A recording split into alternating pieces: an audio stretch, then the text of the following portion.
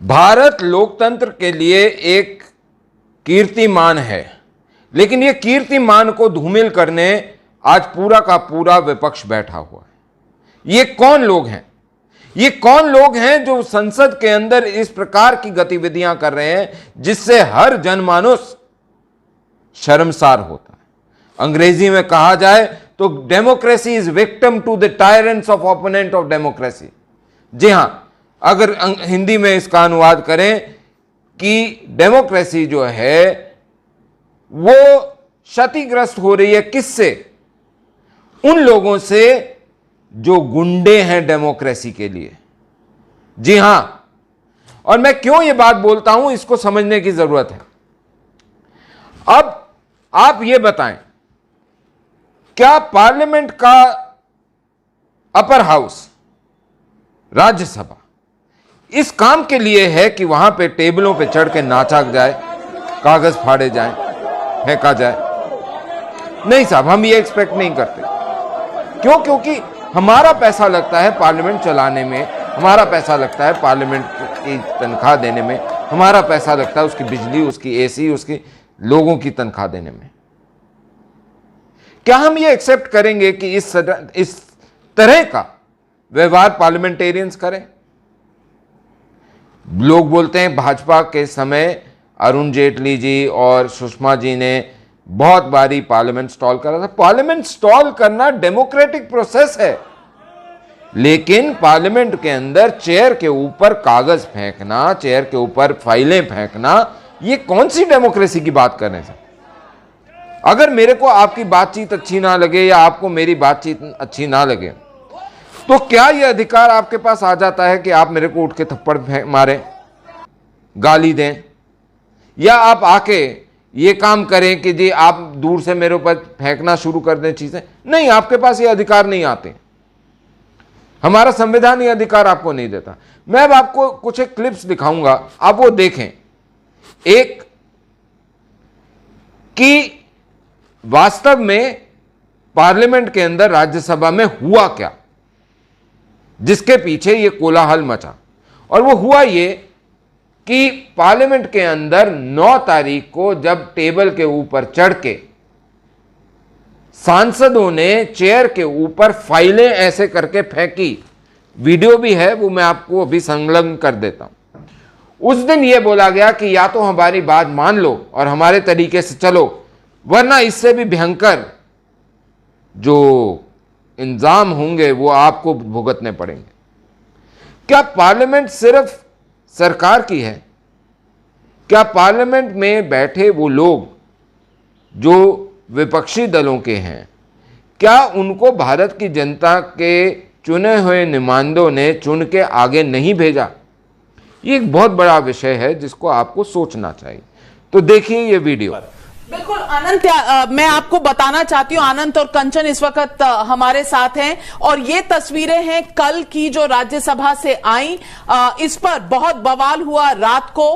ये देखिए, ये सारे मार्शल खड़े हुए हैं इस तरफ और किस तरह से धक्का मुक्की हो रही है। मार्शल्स हाथ भी नहीं उठा रहे, सब मार्शल्स ने एक दूसरे का हाथ पकड़ा हुआ है। ये देखिए, ये सांसद हैं जो इन्हें धक्का मार रहे हैं। और मैं आपको आपका ध्यान इस तरफ आकर्षित करती हूं, यहां जो महिला है, अगर हम हमारा ये एक्सक्लूसिव थोड़ा करें, ये महिला है मार्शल, इन्होंने यहां खड़े होके रोकने की कोशिश की है। और ये महिला है कांग्रेस की सांसद, बताया जा रहा है इन्हें किस तरह से धक्का दे रही है। और यहां सांसद है सारे, और महिला मार्शल को धक्के देकर, ये महिला मार्शल है और ये महिला सांसद है, इन्होंने धक्का दिया है। बीच में कई सांसद खड़े हुए हैं, लेकिन ये महिला सांसद कांग्रेस की बताया जा रहा है और ये है महिला मार्शल। बदसलूकी का आप एक्सटेंट देखिए कि सड़क पर भी शायद आपको इस तरह का नजारा नहीं कभी दिखा होगा जिस तरह ये राज्यसभा के अंदर कल हो रहा है। और ये जैसे कि आपने ये वीडियो देखा, क्या दिखता है? एक महिला मार्शल को हमारे एमपी साहिबान लोग, और उनमें भी महिला एमपी, क्या कर रही हैं? पकड़ पकड़ के खींच रहे हैं। किस लिए खींच रहे हो भाई? उनका काम है कि चेयर को, उन्होंने टेबल को प्रोटेक्ट करना है, वो कर रहे हैं। वो आपको आपकी बात रखने से नहीं रोक रहे, वो आपको आपके काम करने से नहीं रोक रहे। वो क्या कह रहे हैं आपको कि आप चेयर के ऊपर अटैक ना करें, और आप उनके ऊपर अटैक करना शुरू कर देते हैं। और उसके ऊपर एक महिला जो कांग्रेस की एमपी हैं, वो दूसरी महिला को खींच के ले जाती हैं, उनको चोट भी लगी मार्शल को। तो सरकारी मुलाजिम के ऊपर चोट लगाना, ये क्या एक एमपी को शोभा देता है? और क्या कानून इसको सहेगा? मैं ये चाहता हूं कि कानून के अंदर जो राज्यसभा के सभापति हैं, उपराष्ट्रपति, वो इसका खुद संज्ञान लेते हुए ऐसे सभी गुंडों को हमारी पार्लियामेंट में से बाहर फेंकें। किसी भी दल का हो, उससे कोई फर्क नहीं है, लेकिन अगर कोई गुंडागर्दी करता है तो उसे बाहर फेंको। पार्लियामेंट इसके लिए नहीं है, गुंडों के लिए नहीं है। दूसरी चीज, शरद पवार साहब ने यह बोला कि जी ऐसा मैंने कभी नहीं देखा। शरद पवार साहब, मेरा आपसे सवाल है, 40 साल के इतिहास में आपने राजनीति में कभी यह देखा था कि विपक्ष में बैठी पार्टियां सदन के वेल में आके कुलपति के ऊपर, सभापति के ऊपर चीजें फेंकती हों, मिनिस्टर के हाथ से कागज छीनती हों, गाली गलौज करती हों, मिनिस्टरों को अपने कैबिन से बाहर ना आने देती हों? आपने तो ये नहीं देखा। इसका मतलब जब विपक्ष में दूसरे लोग थे जो आज शायद सत्ता में हैं, तब उन्होंने ऐसा नहीं करा। लेकिन आज आप विपक्ष में बैठ के ये सब काम कर रहे हैं क्योंकि आपकी राजनीतिक रोटियां इस पे सिकती हैं। और कौन करा रहा है? एनसीपी। कौन है एनसीपी? एक परिवार की पार्टी। कांग्रेस कौन है? एक परिवार की पार्टी।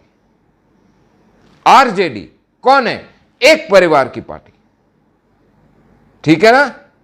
टीएमसी एक परिवार की पार्टी। समाजवादी पार्टी एक परिवार की पार्टी। बहुजन समाज पार्टी एक परिवार की पार्टी। ये आपकी क्या बबौती बन गई है डेमोक्रेसी?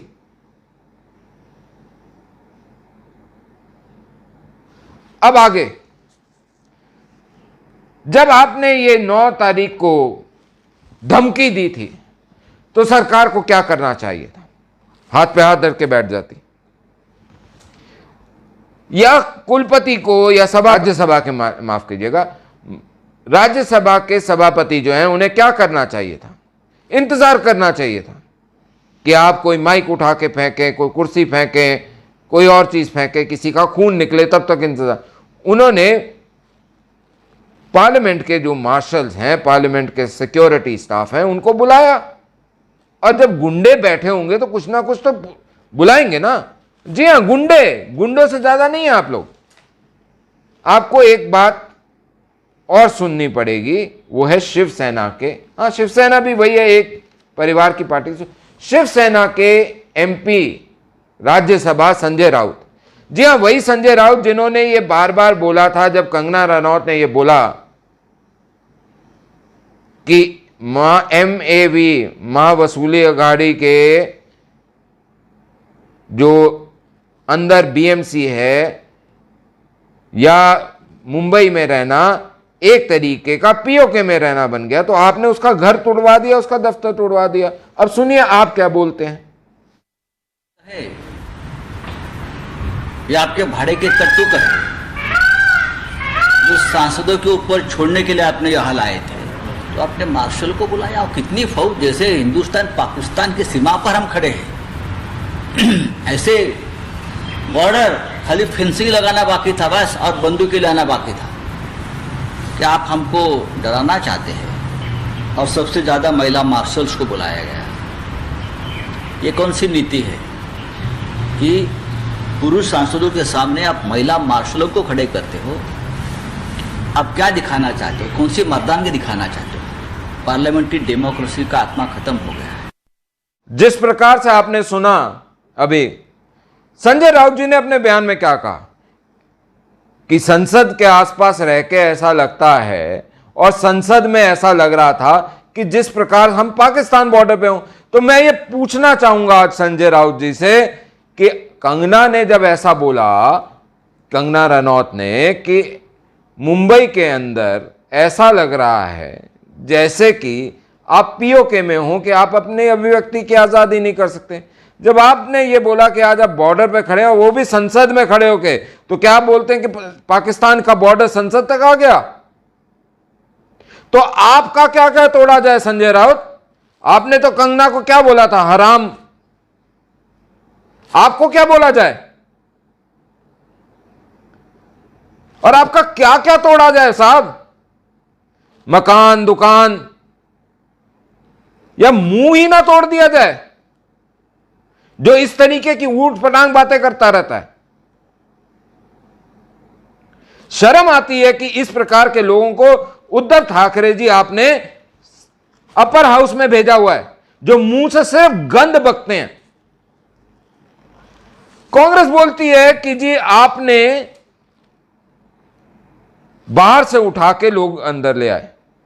मैं राहुल गांधी, ये वक्तव्य सुनिए राहुल गांधी का और फिर मल्लिकार्जुन खड़गे का।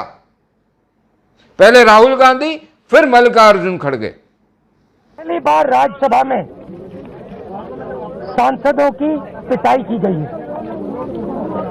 बाहर से लोगों को बुलाकर नीली वर्दी में डालकर सांसदों को धक्का मुक्की मारपीट की।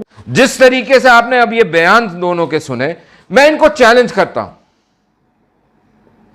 इनको माननीय सभापति महोदय वेंकैया नायडू जी से, जो कि उपराष्ट्रपति भी हैं भारत के, उनके पास लिखित में दरखास्त देनी चाहिए कि बाहर के लोग वर्दी पहन के अंदर आए। दिल्ली पुलिस में कंप्लेन करनी चाहिए कि सिक्योरिटी ब्रीच हुई पार्लियामेंट की। मैं चैलेंज करता हूं राहुल गांधी को और मल्लिकार्जुन खड़गे को, और मैं आपको भी बता दूं, ये दोनों नहीं करेंगे। और उसकी वजह बताता हूं क्यों। ये इसलिए नहीं करेंगे क्योंकि अगर ये ऐसा करेंगे तो ये बेनकाब होके नंगे हो जाएंगे, और यही इनकी असलियत है। कांग्रेस वाले बहुत देर से बहुत कुछ बोले जा रहे हैं कि ये सरकार ऐसे चल रही है, वैसे चल रही है। आपको याद होगा, और जिन पेपरों की दुहाई देते थे वो तत्कालीन भारत के प्रधानमंत्री, जो कि पूरे भारत के हैं, हालांकि उन्हें कांग्रेस ने बनाया, लेकिन भारत के प्रधानमंत्री थे मनमोहन सिंह। उनको यही लोग क्या कहते हैं? पूडल। पूडल पता क्या होता है? कुत्ते की एक जात होती है पूडल। तो भारत के प्रधानमंत्री को कुत्ता कहने वालों के तलवे चाटते हैं ये ऐसा है। तो ये हम कब तक चलने देंगे?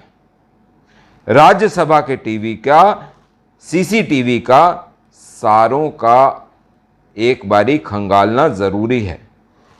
कौन कौन एमपी थे, क्या क्या हरकतें करी, वो सब नोट होनी चाहिए। और मेरा तो यह कहना है कि ऐसी इबरतनाक सजा दी जाए कि सबको याद रहे कि पार्लियामेंट की, संसद की जो गरिमा है उसके साथ खिलवाड़ करने नहीं दिया जाएगा, क्योंकि यह लोकतंत्र का मंदिर है। उस मंदिर में जाना बहुत बड़ी बात है, और आप उसको इतना छोटा करते हैं जो शायद आपके कद बराबर हो। तो यह तो नहीं चलेगा। हां, इतना जरूर मैं आज आपके माध्यम से आपको सभी को कहना चाहता हूं कि मेरे मन के उद्गार शायद बहुत सारे लोगों के हों, और इसमें कोई अतिशयोक्ति या झूठ नहीं होगा बोलना कि आज डेमोक्रेसी, लोकतंत्र भारत का जो है वो निशाना बना है। वो उस गरीब की तरह है जिसको पीटा गया है। और किसने पीटा? उन लोगों ने जिनको ये दायित्व मिला कि ऑपोजिशन में बैठिए और सत्ता दल को गलत काम करने से रोकिए। तो मेरा कातिल ही मेरा मुंसिफ है।